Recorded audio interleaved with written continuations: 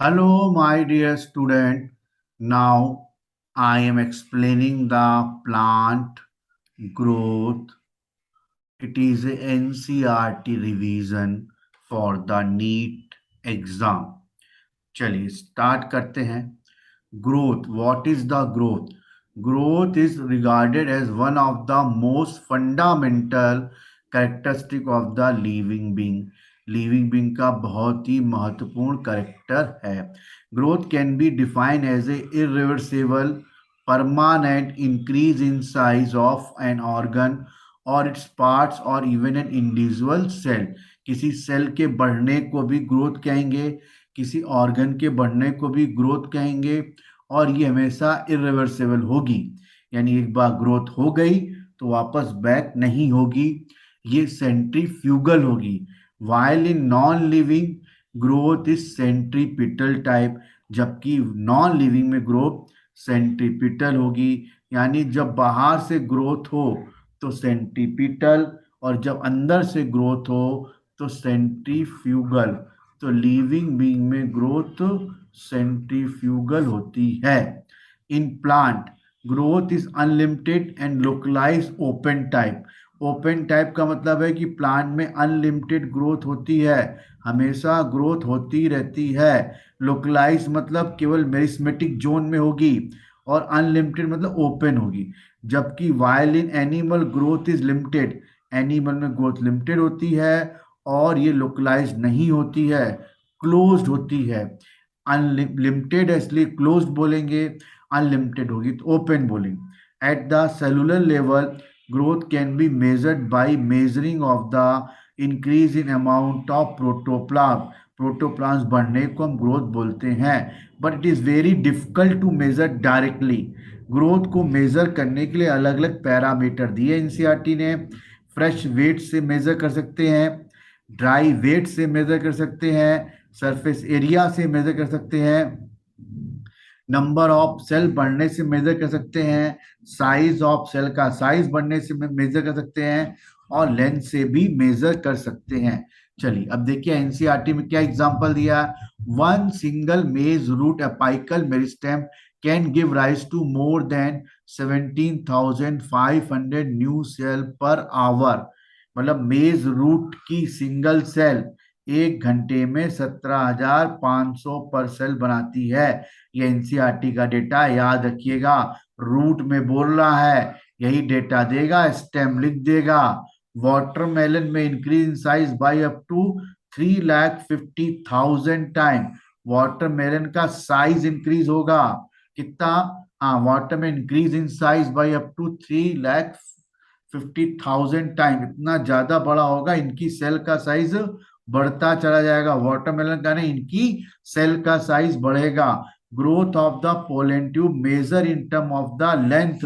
Length में measure करेंगे, है ना, पोलन ट्यूब की ग्रोथ को. सरफेस एरिया से हम लीफ का एरिया ग्रोथ मेजर करेंगे. लीफ की ग्रोथ सरफेस एरिया से, पोलन ट्यूब की लेंथ से. वाटरमेलन का साइज, सेल का साइज 3.5 गुना बढ़ेगा.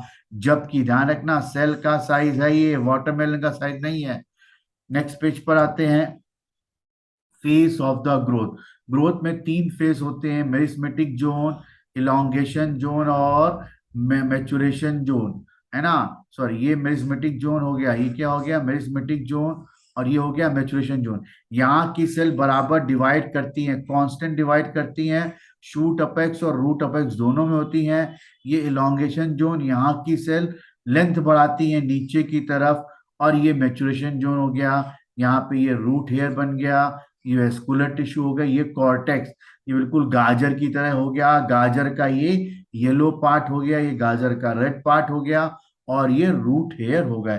तो 3 फेस होते हैं, मेरिस्मेटिक फेस, इलोंगेशन फेस और मैचुरेशन फेस. नेक्स्ट पेज पर आते हैं. Growth rate can be defined as per unit area में जितनी ग्रोथ होती है, पर यूनिट टाइम में, पर यूनिट टाइम में जितनी ग्रोथ होती है उसको ग्रोथ रेट मानते हैं. The rate of growth can be express mathematically. Mathematically इसको मेजर कर सकते हैं ग्रोथ रेट को 2 तरह से, अर्थमेटिक और जियोमेट्रिक. अर्थमेटिक में एक ही सेल डिवाइड करेगी, जबकि जियोमेट्रिक में हर सेल डिवाइड करेगी. देखिए in arithmetic growth following mitotic cell division. Mitotic division होगा, only one daughter cell continue divide while other different as a mature, differentiate as a mature. एक ही cell divide करेगी, बाकी mature होती जाएंगी, इसी को हम बोलते हैं अर्थमेटिक ग्रोथ. देखिए ये सेल डिवाइड कर रही है यहाँ पर, है ना, ये सेल डिवाइड कर रही है, ये दो सेल बनी. अब इसने डिवीजन रोक दिया, ये फिर डिवाइड करके दो सेल बनाएंगे. फिर इसने डिवीजन रोक दिया, फिर ये डिवाइड करके एक ही सेल में पावर ऑफ डिवीजन बनी रहेगी और ये आगे ग्रो करती रहेगी, है ना. इसका ग्राफ देखोगे तो यहाँ पे जीरो यहां से नहीं लेना है, यहां से, क्योंकि सेल में कोई ना कोई ग्रोथ रहती है, कोई ना साइज रहता है. यहां से बराबर लीनियर ग्राफ बनेगा. ये समय हो गया, हर समय में सेल डिवाइड करती आ रहे हैं तो उनके नंबर क्या होते हैं, बढ़ते आ रहे हैं.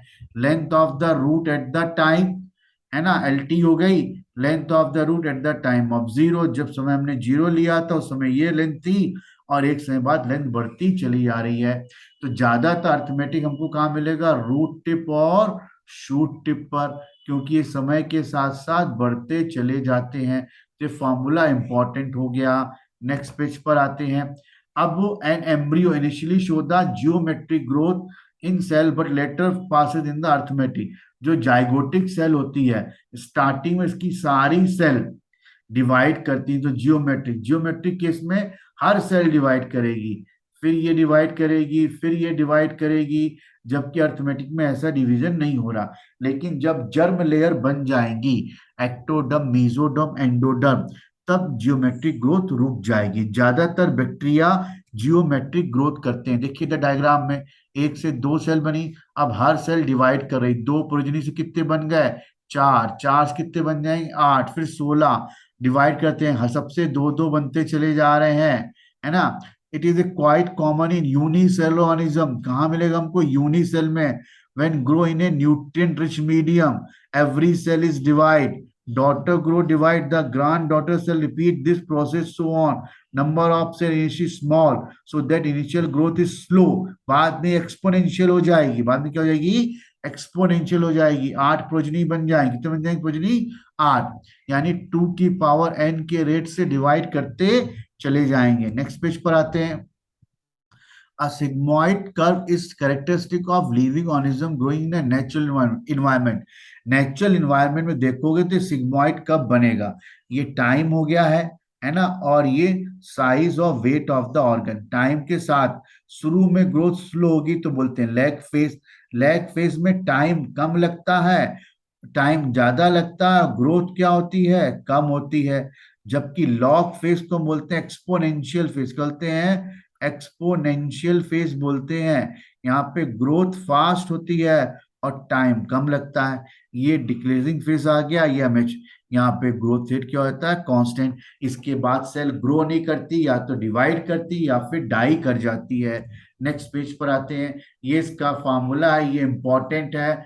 W1 फाइनल साइज और initial size, R is the growth, T is the time, E is the base of natural. Next page पे आते हैं. दो तरह की ग्रोथ होती है, एब्सोल्यूट ग्रोथ और रिलेटिव ग्रोथ. यहाँ देखिए इस डायग्राम में केवल 5 सेंटीमीटर ग्रोथ हुई, यहाँ भी 5 सेंटीमीटर ग्रोथ हुई, तो दोनों जगह पर एब्सोल्यूट ग्रोथ 5 सेंटीमीटर है.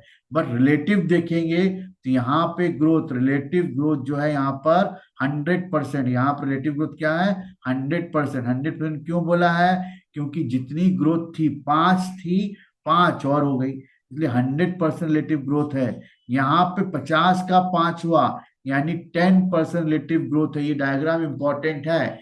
एब्सोल्यूट ग्रोथ लग सेम रहेगी, दोनों की एब्सोल्यूट ग्रोथ सेम रहेगी, बट रिलेटिव ग्रोथ यहाँ 100%, यहाँ पर 10% है, यहाँ पर 10% है. नेक्स्ट पेज पर आते हैं. Absolute growth is the total growth, है ना. Relative growth is the per unit type, per unit initial growth हो गई. एब्सोल्यूट ग्रोथ इज सेम रहेगी, बट रिलेटिव ग्रोथ लीफ ए की ज्यादा होगी, बी की क्या होगी, कम. ए की 5 है, बी की भी 5 है.